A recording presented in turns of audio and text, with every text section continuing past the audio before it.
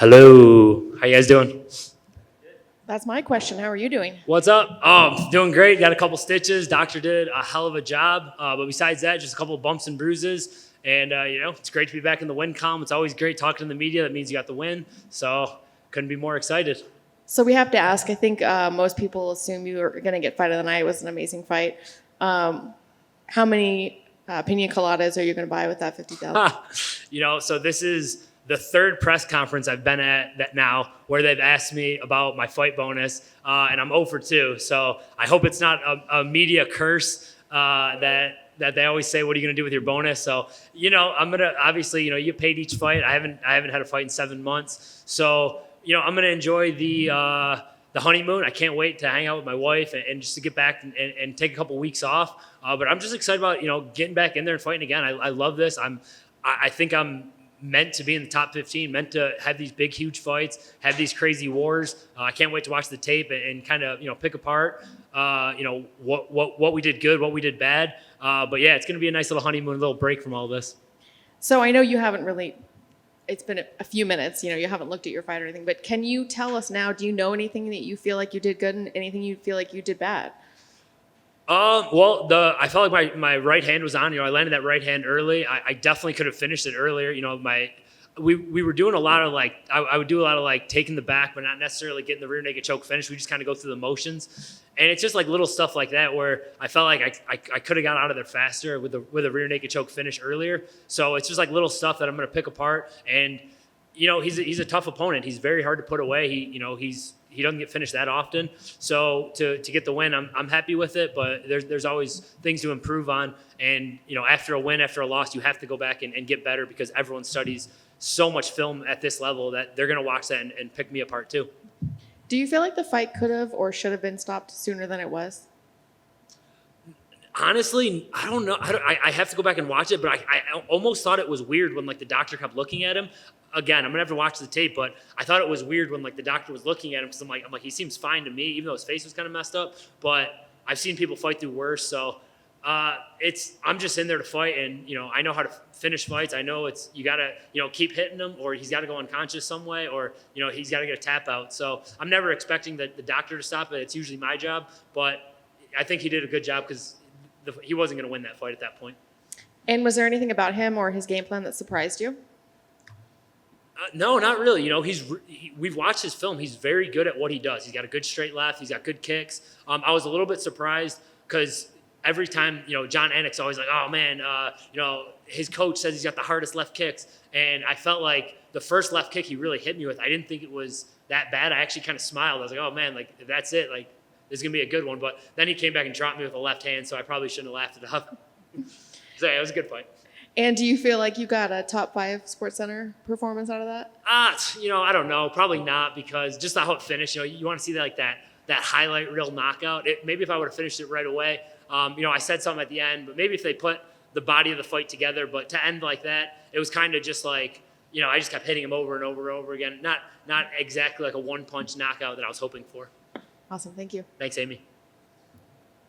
Billy, as difficult as it was to finish him when you controlled the back a couple of times, you said that you heard that they told him to protect himself or they could stop it. Yeah. At what point did you just switch? You said, okay, I'm going to stop trying to get the rear naked choke. I'm just going to wail on it, see if I can stop this. Yeah, I think it was when the ref started saying it. There was a couple times. I think it was in the second round. Yeah. In the second round, when I got on top of him, I was in half guard, and I started punching him, and I heard my coach, Matt Arroyo, and I heard the ref say, protect yourself. And I'm like, oh, man, they're going to stop it right here. And then he did a good job fighting out of that, but I knew I did some damage. And then at the ending sequence, when, in that position, I'm looking for a choke. Those punches are just to set up the choke. Yeah. But then I landed some shots. And then, Mark said, protect yourself. And that's when I was like, all right, I think he's close to finishing this, so I got to turn it up now. And obviously you had 2 big periods of control in the first and the third. But you're still facing an opponent that can drop you at any time, right? He's still even in the third, exhausted. He got still punching hard, still drop you at the beginning of the third. Yep. How difficult is it to deal with someone who's okay, I've been controlling him for some periods of time during the fight, but he can still stop me at any moment. Yeah, it was funny. I went into that third round thinking, I was like, just don't let him drop you, because I knew he still had power, and I wanted to, use my footwork a little bit more. I heard my coach Dan Rawlings calling out, use your footwork and don't stand in front of him like I did, because he's got a good left hand. We studied that a lot. So, he caught me with it. It didn't really hurt or anything. It was just one of those kind of knocked me off balance. And then when he was in my guard, I got excited because I thought I was going to, get the triangle finish. But then it was just right back to standing up. He did a good job fighting out of that. So I was never really hurt, but he, obviously dropped me. I think it probably made it more of an exciting fight. Hopefully that helps my bonus chances. So, good for him. I appreciate it, man. Congratulations. Thank you. Just one quick one. In terms of, you've had fights that you've won because of doctor stopping because of strikes, but that had to be pretty unique, getting the actual strikes from while you're in back control. When you think about, when you look back on the fight, is that something that you think is unique and that you're kind of proud of? Or is it just the culmination of everything else that you did that you're more proud of, just overall how dominant you were in this fight? I'm happy that I got the finish. I would have loved to do it the first 30 seconds of the fight, of course. And I'm probably going to think about it more. I should have got the rear naked choke, especially taking his back twice and having that body lock. That's a position that I get in practice quite a bit. So I'm happy with the finish, and I'm happy with the overall work. Finishing it from the back is it's unique, I guess. I don't know how excited I am about it because, I wish I would have choked him out, honestly, earlier. And then looking at the overall, that performance, where do you think a win like that places you in the division? After the Tucker loss, I thought I was going to be, fighting for a top 15, and that's why I called out Rosa after. Nothing against him. I think he's, a great fighter. He has more fights than me, and those are the type of fights I want. Is those veterans. Mowgli had 10 fights. This was my 5th fight.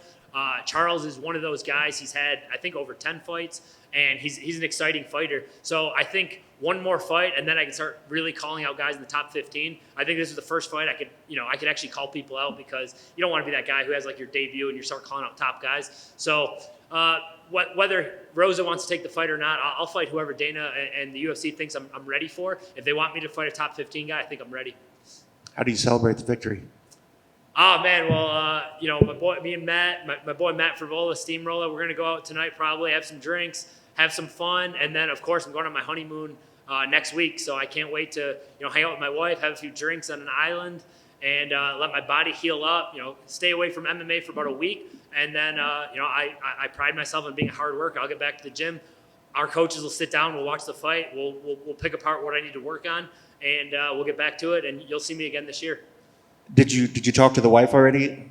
Because for the most part, you did a pretty good job. You're going on your honeymoon. You look actually pretty good. Yeah. Have you talked with her and told her that you're all right for the honeymoon? Yeah, she texted me. I haven't gotten back to her yet, just because I've been talking to you guys. But this isn't the first time she's seen me with stitches. I actually had stitches about 2 weeks ago. It was the same exact cut.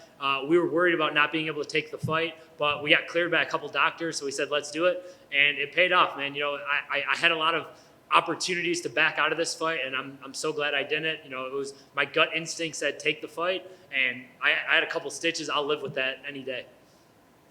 Thank you. Hey, Billy Q right here.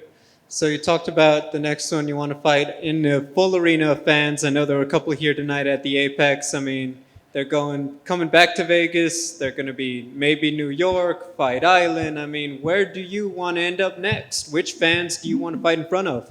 I heard, I don't know about the Madison Square Garden fight. That would be a dream come true. I got to watch my teammate fight there. It was just amazing. I love the atmosphere. I grew up in Buffalo, which is kind of far from there, still New York. But that would be a dream come true to fight in Madison Square Garden. I would take Vegas any day. I don't know if I can get my coaches on board for Fight Island again, because we already made that trip, and it's a long trip. But wherever they want me to go, I would like to stay in America if I can. Because I've only had that one, DC fight, and I've had, 5 fights in the UFC, and I've only had one fight with an actual crowd. So, my whole family, I got a huge family.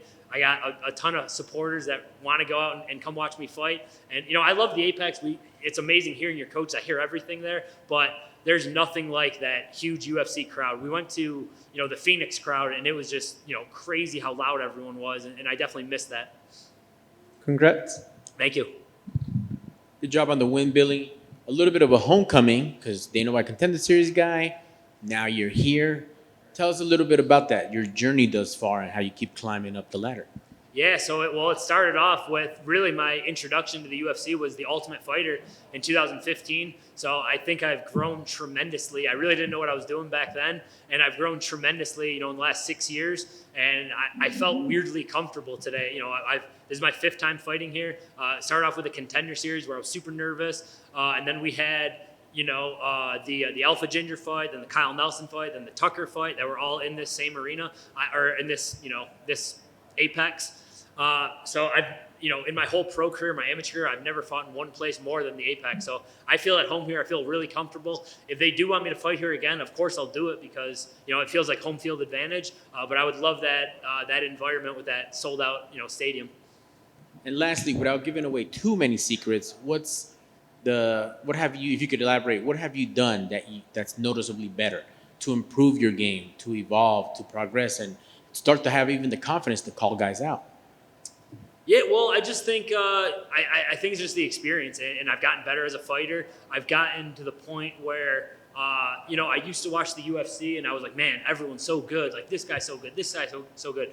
And I think I've gotten to the point now where I've trained with a bunch of these guys. I work with them. I've seen them all fight. I've seen them fight live. I've beaten a bunch of them now, and they're all human. They're all just like us. So I feel like now that I'm in the top group of the featherweights, where when I first got in the UFC, it was like, give me the easy, hopefully give me the most winnable fight. And now it's like, all right, give me guys that we can put on an exciting fight that'll get me to that next wave, that top group. So I think all that experience has really gotten me here.